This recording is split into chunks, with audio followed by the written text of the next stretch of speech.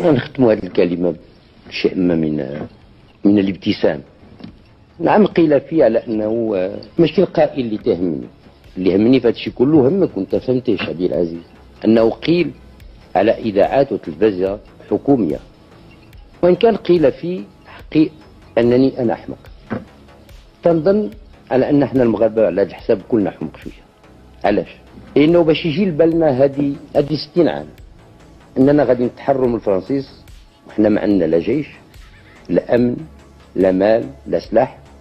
كان لازم الإنسان شوية يكون حمق باش يخمم أنه غادي يخرج فرنسا، وخرجنا.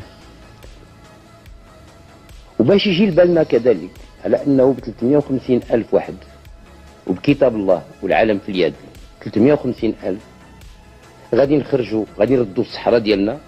خصنا كذلك نكونوا شوية. إذا على ما يظهر أن الحمق نتاعنا احنا المغاربة هو حمق سياسي.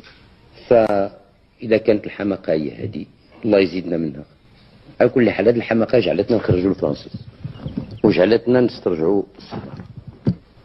ونقتضي الحال غادي مثل كذلك جعلنا حتى اللي بغى شوية يتصل علينا نعاودوا نردوه إلى طريق الصواب باش يأما